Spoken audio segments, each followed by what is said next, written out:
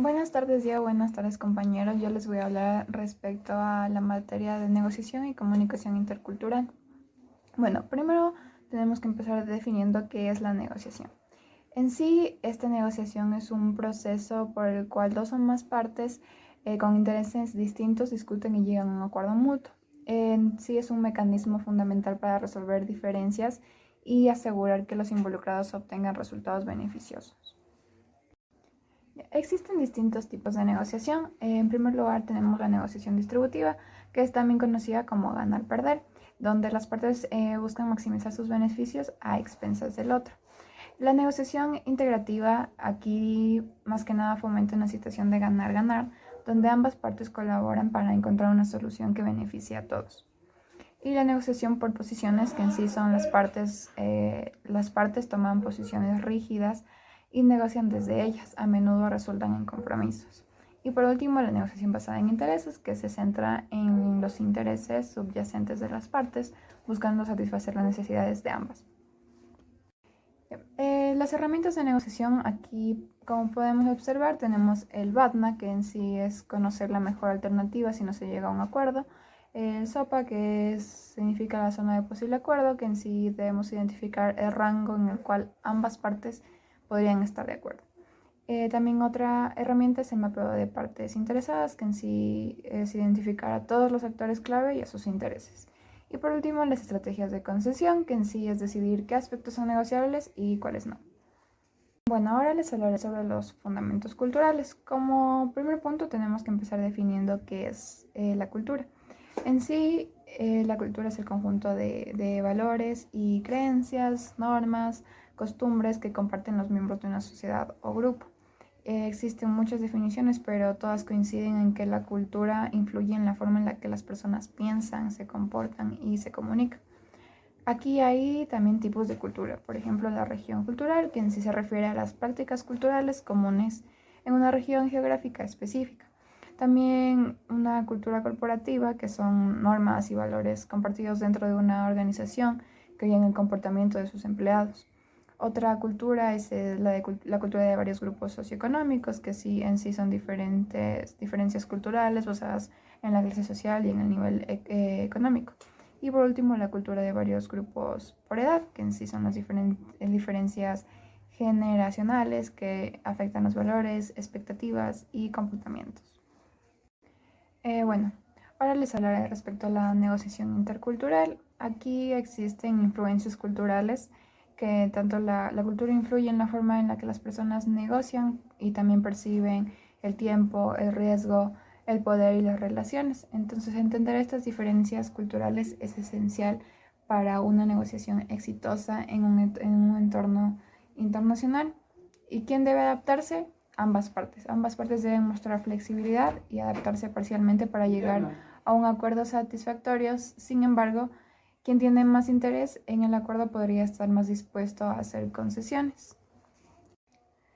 Las dimensiones culturales en la negociación, aquí podemos encontrar la distancia del poder, que en sí son culturas con alta distancia del poder, que son las jerárquicas y son importantes y la autoridad no es cuestionada. Encontramos también el individualismo versus el colectivismo, que son en culturas individuales las personas valoran la autonomía personal, mientras que en las colectivas el grupo y las relaciones son la prioridad. Otra es la masculinidad versus la feminidad, que en sí culturas masculinas valoran la competitividad y el éxito, mientras que las femeninas priorizan la cooperación y la calidad de vida. Otra dimensión es la aversión al riesgo, que algunas culturas son más propensas a evitar riesgos y prefieren la seguridad, mientras que otras están dispuestas a asumir riesgos como tal. Y la otra dimensión es una actitud hacia el tiempo, que en sí las culturas pueden ser orientadas al corto plazo o a largo plazo, lo que afecta su enfoque en la negociación. Bueno, ahora les hablaré sobre la comunicación intercultural. Aquí hay un modelo de toma de decisiones entre culturas, que en sí los modelos de toma de decisiones varían según la cultura. Algunas culturas prefieren la toma de decisiones centralizada, mientras que otras valoran la participación y el consenso. Aquí también encontramos un proceso de comunicación intercultural que en sí incluye la transmisión de información entre personas de diferentes culturas, considerando las barreras lingüísticas, los contextos culturales y las expectativas. Aquí encontramos también fallos de comunicación intercultural, que son los malentendidos que pueden ocurrir debido a diferencias en el lenguaje, en los gestos, el contexto y las expectativas culturales. Y la falta de conciencia cultural es una causa común. El lenguaje verbal y códigos y convenciones, aquí estas las palabras, expresiones y la jerga pueden tener diferentes significados en distintas culturas. Entonces, entender estos matices es vital para evitar los malentendidos como tal. La comunicación no verbal, aquí también está postura, la comunicación visual, el contacto visual, los gestos y el espacio personal varían entre culturas y la interpretación correcta de estos elementos puede mejorar la comunicación. La gestión de equipos culturalmente inteligente. Aquí pues, tenemos la habilidades y estrategias que en sí debemos liderar un equipo multicultural, ya que esto requiere habilidades de comunicación intercultural, empatía y la capacidad de gestionar las diferencias para crear un ambiente de trabajo inclusivo y productivo. Y la negociación a través de interés.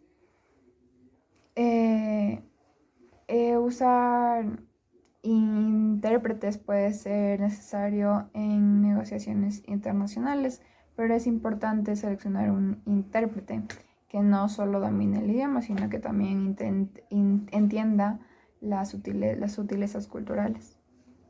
Ya. Los métodos de resolución de conflictos. Aquí tenemos un método alternativo de resolución de conflictos conocido como MARC, que en sí es una negociación directa, que las partes involucradas resuelven el conflicto por sí mismo. También la mediación, que es un tercero neutral y ayuda a las partes a llegar a un acuerdo. El arbitraje, que es un árbitro toma una decisión vinculante para resolver el conflicto. Y la conciliación, que en sí es similar a la mediación, pero el conciliador puede proponer soluciones.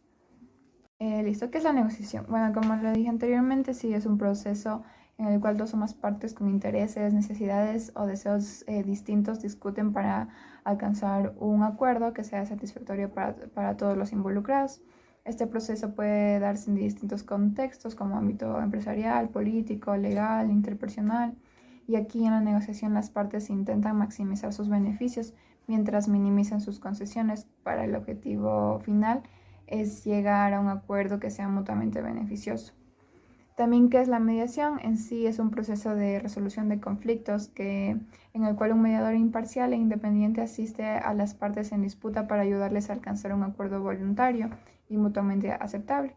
A diferencia de la negociación directa, donde las partes negocian entre sí, en la mediación el mediador facilita la comunicación, fomenta la comprensión y ayuda a las partes a explorar posibles soluciones. Listo, ahora la negociación versus la mediación. Bueno, en sí, esto es que en la negociación las partes interactúan directamente para discutir y resolver sus diferencias, utilizando sus habilidades de negociación para llegar a un acuerdo. Este proceso puede ser competitivo, donde cada parte busca obtener la mayor ventaja posible, o colaborativo, donde ambas partes trabajan juntas para encontrar una solución que beneficie a todos.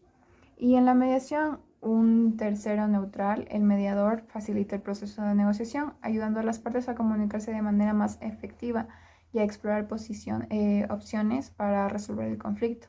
La mediación es particularmente útil cuando las partes no pueden llegar a un acuerdo por sí solas o cuando la comunicación entre ellas es tensa o conflictiva.